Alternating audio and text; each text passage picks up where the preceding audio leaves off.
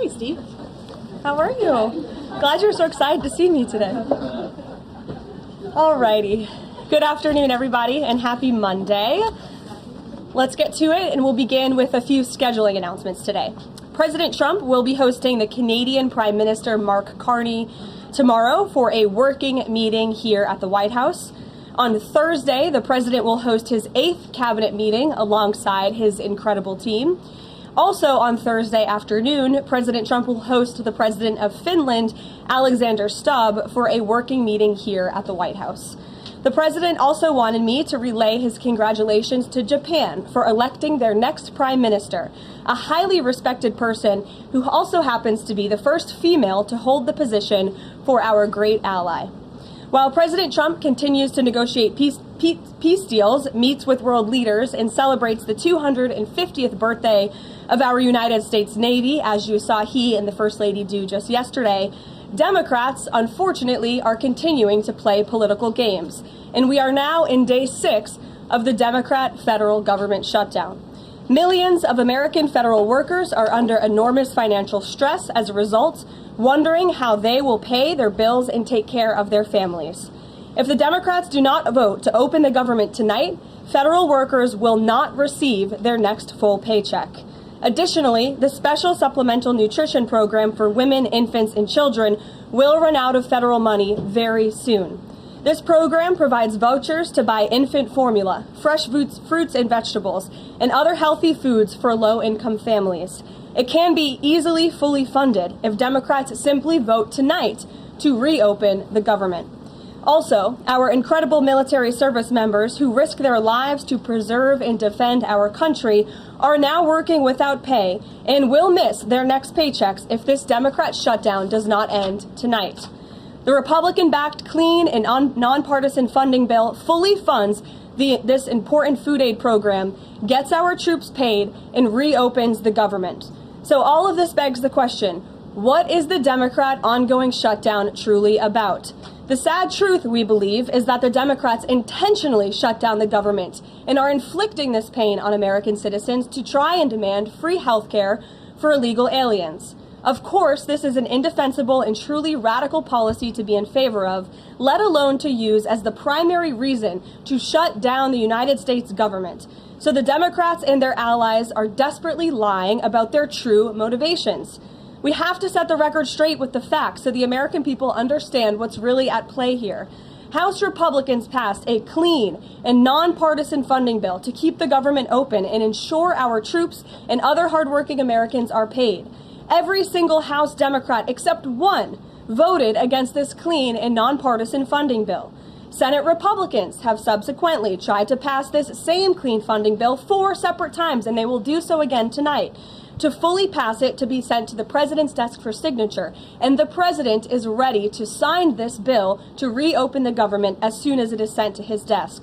Yet every single Senate Democrat except 3 have voted against this clean and nonpartisan funding bill. The Democrats' current position is that the only way the American government can reopen is if illegal aliens can get free health care. Don't take my word for it, just look at what's inside of the Democrats' proposal to reopen the government. Their funding proposal would result in nearly $200 billion spent on health care for illegal aliens and other non-citizens over the next decade. To put this in perspective, $200 billion is enough money to fund the entire children's health insurance program, which provides health insurance to low-income children and women. Under the Democrats' proposal, the millions of illegal aliens who improperly were granted asylum and paroled under the Biden administration would once again be allowed to receive Medicaid benefits. It does not end there. The Democrat proposal would also require Medicaid to pay more for emergency care provided to illegal aliens than it does for American patients who are disabled, elderly, or children. When someone shows you who they are, believe them. The Democrat Party has unfortunately closed our government, costing Americans their jobs, threatening our military readiness, harming our economy, and causing chaos, all to help the illegals who broke into our country. Instead of holding illegal aliens accountable and removing them from our country, which is what this administration is trying to do every day, the Democrats want to give them the free benefits paid for by the American taxpayer. Democrats in 2025 are for illegal aliens first and Americans last. This is the reality we are unfortunately facing right now in Washington, D.C. President Trump and Republicans will not give in to these radical demands. The president and Republicans have a sacred responsibility to serve and protect the interests of their constituents, the American people. That's why we are backing a clean and nonpartisan funding bill with no strings attached to reopen the government. Democrats should do what they did 13 separate times under Joe Biden and vote for this exact same type of funding bill. Now the Senate will vote tonight for the 5th time to reopen the government on the 6th day of this shutdown. All we need are an additional 5 Democrat senators to end this madness and vote for the clean funding bill to reopen the government. If you are an American watching at home right now, call your Democrat senators and tell them to do the right thing and end this shutdown. With that, I will take your questions. Here in our new media seat today, we have Elizabeth Mitchell from the Daily Signal. Elizabeth, thanks for being here, and please kick us off. Thank you for having me. I have 2 questions. First, President Trump told reporters yesterday that firings of federal employees are taking place right now. In which departments have people already been fired from their federal jobs due to the shutdown? The president was referring to the hundreds of thousands of federal workers who have been furloughed as a result of this federal government shutdown, both here at the White House and across the entire federal government, at agencies across the board. There are federal workers who are staying home. Many of them work in the White House. You know them. Some of them sit just behind me at those desks. They are unable to show up to work right now because the Democrats chose to shut the government down. And so we're already, unfortunately, seeing the consequence of this. And then, of course, the Office of Management and Budget is continuing to work with agencies on who, unfortunately, is going to have to be laid off if this shutdown continues. And Secretary Robert F. Kennedy Jr. said the FDA was required by federal law to approve the new abortion pill last week.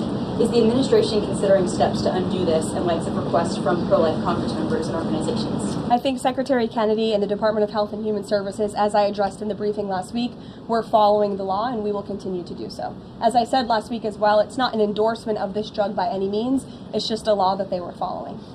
Jennifer. We heard you say that you want people to call their Democratic senators. Is the president calling Democratic senators himself? Can you say what he's doing today to resolve the shutdown? Yep, I was just in the Oval Office. He was on the phone with Speaker Johnson. He's also spoken with the Senate Majority Leader, who are in touch with, of course, moderate Democrats and Democrats across the board, who we understand hopefully want to do the right thing by their constituents to reopen the government. So the president is being kept very well apprised of the ongoing shutdown on Capitol Hill. And of course, his position is very clear. There's nothing to negotiate, just reopen the government, and then we can talk about all the important issues facing our country. So he hasn't called specific members of Congress? Not to my knowledge, no. And then on the Affordable Care Act, is he willing to give more, to share more on what he'd like to negotiate on the Affordable Care Act later? Is he willing to say specifically what he would like and when?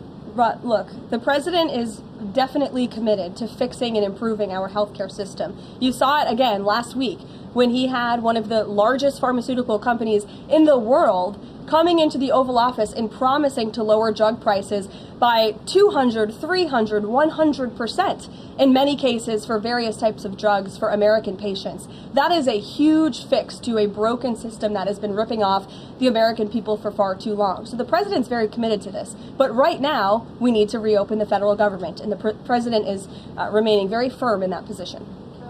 Catherine. If the vote fails in the Senate today to reopen the government, would that trigger layoffs? Look, again, we hope that the vote will not fail because this administration wants to reopen the government. We don't want to see people laid off. But unfortunately, if this shutdown continues, layoffs are going to be an unfortunate consequence of that. Is there a timing for when that would happen? Well, look, we'll see how the vote goes tonight. Is the White House floating a proposal to cap Obamacare subsidies by denying them to new enrollees? I have not seen a proposal like that. Emily. Thanks, Caroline. The president said yesterday he was considering a phase 2 approach to Venezuela. Is the president considering U.S. boots on the ground or any kind of support of overthrowing Maduro?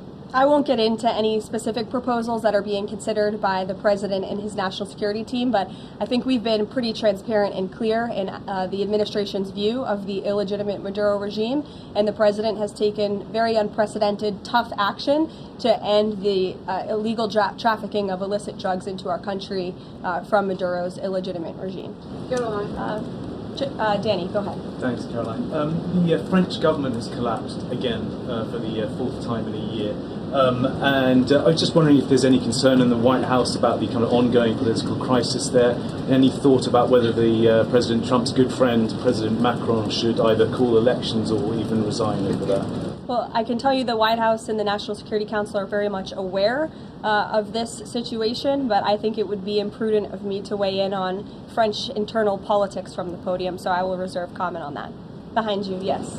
What is President Trump's expectations for talks today and I guess this week in Egypt? And is there a new timeline that the president is giving all sides to reach an agreement? Yes. There are technical talks happening right now in Egypt amongst Special Envoy Witkoff and Mr. Kushner, as well as their respective parties from all sides. What we saw take place on Friday, and I have not commented on that from the podium yet, is truly remarkable. You've seen all sides of this conflict agree that this war needs to end and agree to the 20-point framework that President Trump proposed. it's an incredible achievement, and the administration is working very hard to move the ball forward as quickly as we can. The president wants to see a ceasefire. He wants to see the hostages released, and the technical teams are discussing that as we speak to ensure that the environment is perfect to release those hostages. They're going over the lists of both the Israeli hostages and also the political prisoners who will be released, and those talks are underway, and the president is very much on the ball and is being apprised of this situation. The president had given a Sunday evening deadline. Obviously, the negotiations have extended that, I imagine. What is that new deadline? Does the president have a time frame in mind to see this phase implemented? Well, the Sunday evening deadline was to hear back from Hamas on the proposal one way or another. And of course, on Friday, Hamas put out a very clear statement in the president's view that they accept the president's framework, and that's why those technical talks are now underway. But again, we want to move very quickly on this, and the president wants to see the hostages released as soon as possible. Steve. How long do you expect those technical talks to last, Caroline? I don't want to draw a red line up here, Steve. Of course, it's very important, as I just mentioned, that we get this done quickly. That's how the president's team feels, so we can get some momentum, get the hostages out, and then move to the next part of this, which is really ensuring that we can create a lasting and durable peace in Gaza, and ensure that Gaza is a place that no longer threatens the security of Israel or the United States. What do you expect to be on the agenda for the president's meeting with the Prime Minister of Canada tomorrow? I'm sure trade will be a topic of discussion tomorrow, and all of the other issues that are facing both Canada and the United States. I know the president looks forward to having that discussion with Carney in the Oval Office. Caitlin. Thanks, Caroline. I have two questions. On the layoff of federal workers, potentially, the president said yesterday that Democrats will be to blame if federal workers lose their jobs. Historically, though, in past shutdowns, workers have been furloughed, but they have not been laid off en masse. So wouldn't that be the president's call to lay people off? As I've said repeatedly, Caitlin, this conversation about layoffs would not be happening right now if the Democrats did not vote to shut the government down. And as I also said last briefing as well, we are $37 trillion in debt, and the government is not receiving any cash. So someone has to look at the balance sheet and be good stewards of the American taxpayer dollar. And layoffs are an unfortunate consequence of that. Term, for example. Well, as I'm telling you now, this administration is focusing on checking the balance sheet and ensuring we're doing the right thing by the American taxpayer. And again, these conversations about layoffs would not be happening in the White House today if not for the Democrat shutdown. And they have a choice to change that. They have another opportunity tonight to do the right thing to reopen the government. Joey. Judge over the weekend. Sorry, my second question. A federal judge over the weekend that the president had appointed to the bench in his first term in office basically argued that he could not deploy other states' National Guards to Portland. Basically said that it was untethered, his argument, to what is actually happening on the ground. Which local officials in Portland have said that the National Guard is needed there? With all due respect to that judge, I think her opinion is untethered in reality and in the law. The president is using his authority as Commander-in-Chief, U.S. Code 12406, which clearly states that the president has the right to call up the National Guard in cases where he deems it's appropriate.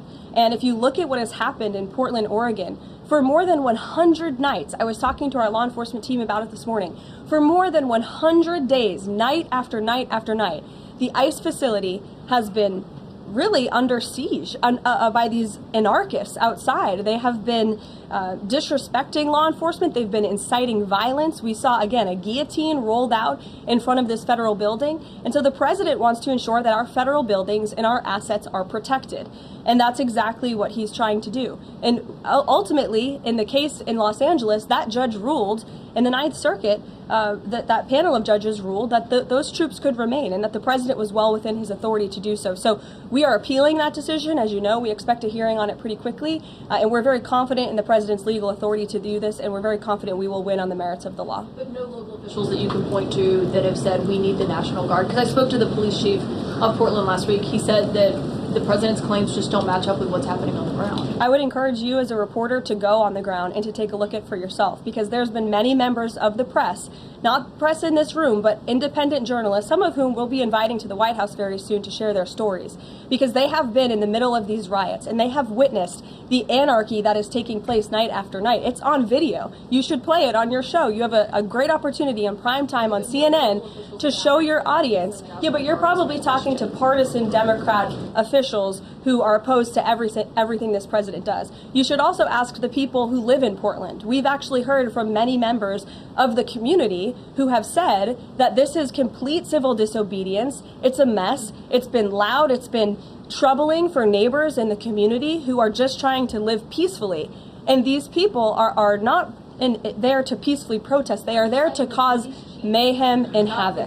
Yeah, Caroline. Stephen, go ahead. Thank you, Caroline. Two questions. First, do you have a reaction to reports that thousands of Cuban troops are deployed alongside Russia fighting in Ukraine? And on a very different matter, the president last week floated in an interview with our colleague Daniel from One America a rebate for tariffs of up to $2,000 per person. Is that plan contingent on the Supreme Court's upcoming ruling on the legality of the tariffs? And is the White House preparing for legislation to make that happen? Sure. On the first point, I have not seen that report, Stephen, but I'll check in with our national security team after this and we'll get you an update. To your second point about the tariff rebates, I think it's an idea that the president has discussed and floated with his team of advisors, but no decision has been firmly made at this point in time. Why don't we go to the back? Owen. Good afternoon. Good afternoon. A few days ago, President Trump demanded Jay Jones of Virginia get out of the race for condoning political violence in a text message against a Republican politician a few years ago. He hasn't left the race. He hasn't dropped out. What's the president's reaction? Well, as you know, I'm not at liberty to discuss political races from the podium. I think the president himself made his position very clear, and I think anyone could agree the messages that were sent by this Democrat nominee for Attorney General in Virginia are really shocking, alarming, and completely unacceptable. He was threatening to kill his opponent and his opponent's children, and that type of rhetoric has zero place in our country, and the president was absolutely right to condemn that. One more, please. Sure, go ahead. Thank you. The Democrats have questioned and scrutinized the president's comments about using potentially the military, American cities, as training grounds for the military. And when you look at Portland, Chicago, local and state officials say that their local law enforcement is able to handle the situations, these protests on the ground. The president says that Portland is burning, using that as justification for the National Guard in Portland. But when you look here in Washington, D.C., the president just last week said it is now a completely safe city, and there are still National Guard members on the streets that are not involved in ICE activities. Can you provide the justification for the White House here in Washington, D.C., why the National Guard members continue to be out on the streets? Because Washington, D.C. has invited the National Guard here. Why? Because the mayor is doing the right thing, unlike mayors in other cities like Portland, as Caitlin and others have pointed out, who refuse to see that there are positive results from when local law enforcement works with federal law enforcement to do the right thing on behalf of their citizens. And Washington, D.C. is no doubt a safer city right now today than it was a few months ago when President Trump started this initiative to make D.C. safe again. And the National Guard is still here because the president and the mayor agree that it's a good thing for the city. Just like you're seeing in Memphis, for instance. We'll have National Guard deployed to Memphis. We have federal agents who are on the ground working with state and local law enforcement. The state police in Tennessee are part of this effort. The local metropolitan police in Memphis are part of this effort. State and local law enforcement and federal law enforcement should be working together. And it's a shame that we see in some cities across the country that their mayors are just simply refusing to cooperate because they don't like Donald Trump. And that's what this boils down to. And I don't think any American would disagree that Chicago needs more law enforcement reinforcements, that they need more resources.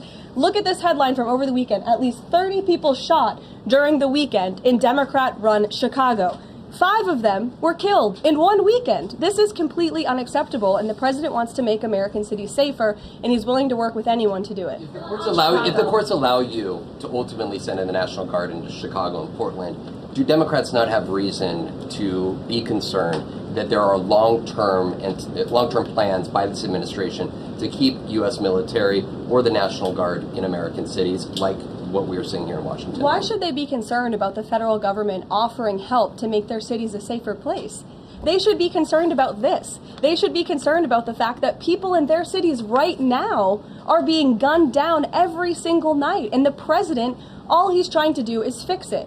And there has been a complete smear campaign by the Democrats and the media, quite frankly. I was reading Political Playbook this morning, one of the most inside the Beltway newsletters you can find. And you guys are framing this like the president wants to take over the American cities with the military. The president wants to help these local leaders who have been completely ineffective in securing their own cities. And we have already seen there's a positive formula for that. Look at Washington, D.C. The murder rate has declined significantly. Our streets are safer. People who live here feel safer. All of you in this room, I know you do, you just won't admit it. And it's a proven system that works, and the president wants to make America's cities safe again. And I don't think there's anything wrong with that. Michael. Thank you, Caroline. Two questions, if I may. Because the mayor wants them. Michael. These talks in Egypt, if Hamas does agree to relinquish power and give it up, cede power to this transitional technocratic government, if that does happen, would the Trump administration then recognize a Palestinian state? Look, I don't want to get ahead of the technical talks right now, Michael. They're extremely sensitive. They're taking place, again, as we speak, and there's a lot of, there's many things to discuss, of course. This is hopefully we expect and we hope going to be one of the greatest peace deals this world has ever seen. And the Trump administration is working diligently and working very hard to get there. And as I said, Friday, all terms agreed. We have the Arab countries who are working with us. Of course, Israel has been incredible in cooperating with the president's plan and agreeing to it. And we're very hopeful, and we expect that to continue. You tweeted about this over the weekend. Thank you. I was going to you in the blue shirt and tie. Thank you, yes, Caroline. You're welcome. The Daily Mail. Today, the Supreme Court declined to hear Ghislaine Maxwell's appeal. Will Trump rule out granting her clemency? Is that something the White House is considering? It's not something I've heard discussed. And we don't comment on clemency requests that may or may not have been made, but I'm certainly not tracking that one at this point in time. Caroline. Jordan, go ahead. Thank you, Caroline. So we're talking about these radical groups in Portland and Chicago. I know the president has spoken about potentially going after George Soros with RICO charges and for funding all of this violence. Has there been any update on that? And also, is the administration looking into the other nonprofits, maybe taking away their 501c3 status for funding this violence? And one more question. Sure. The financial backing of these groups, particularly Antifa, is certainly something the administration is looking into aggressively. And the federal government has never really been mobilized or tasked with doing that. So we're kind of kickstarting that into gear. The FBI is working on it alongside the White House's Homeland Security Task Force. We have our intelligence community looking into this as well. And even the Secretary of Treasury is involved with these matters since they are financial in nature. And we will continue to get to the bottom of who is funding these organizations in this organized anarchy against our country and our government. It's a question the American people have been begging the answer for many years, and we're committed to uncovering it. And when we do, I'm sure you'll be one of the first people to know. Separately, Caroline. Thank you. So Gaza, under the president's plan, is going to be governed by a transitional governance of a technocratic, apolitical Palestinian committee made up of qualified Palestinians and international experts.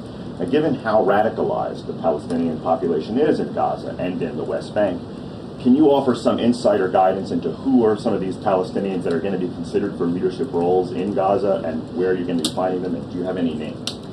We're not quite there yet, Jonathan. The president believes peace is possible in Gaza, and that's why he presented this detailed and comprehensive plan. The first step of that is securing a ceasefire and releasing the hostages. And then those conversations about ensuring a durable and lasting peace can continue. But what do you need to have peace in a region like Gaza that's been war-torn for far too long? You need security guarantees and you need good governance. And so those will be two of the priorities that this administration is focused on. If I may, the president has said he wants the government to reopen this week in a deal. What's going to happen by the end of the week if there's no deal? What's the White House prepared to do? With no deal with what? To reopen the government.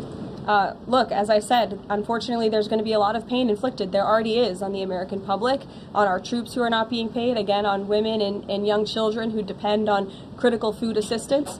We hate to see this. And in fact, the Office of Management and Budget is trying to do everything they can to find funds to get out the door for these vulnerable populations in our country. Again, we shouldn't be having to do that. The Democrats have a chance to change course tonight. I believe the vote's taking place at 6:30, and we urge Democrat senators to vote to reopen the government and to do the right thing. Thanks, guys.